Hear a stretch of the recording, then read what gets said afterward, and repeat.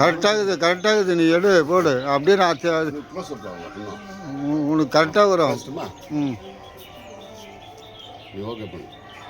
இப்போ போடு. வணக்கம்.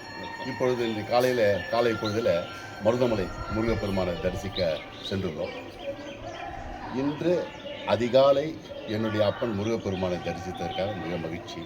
ஏனென்று சொன்னால் இருந்த மருத மரங்கள் நிறைந்த இடம். அந்த மருத மரம் நிறைந்த இடத்திலே முருகப்பெருமான் தரிசனையோடு பாம்பாட்டி சித்தருடைய தரிசனோடு அன்பாக பெற்றது. இந்நாட்டு மக்களுக்கு நன்மை செய்யவே சித்தர் பெருமக்கள் இருந்தார்கள்.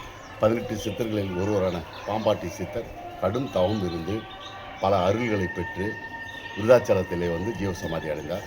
மேலும் இந்த மருதமலைக்கு ஒரு சிறப்பு உண்டு.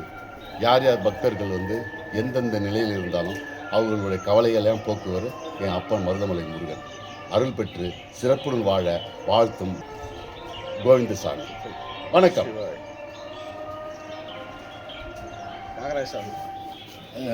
அடுத்த பதிவு கீழே நான் பேசுகிறேன். ஏன் கவலைப்படுறேன்? நம்ம டி சொல்லணும். நான் சொல்கிறேன். நான் சென்னையை சேர்ந்த பிரம்மஸ்ரீ ரவிசாமி சொல்லுவேன். நம்மண்டியை சேர்ந்த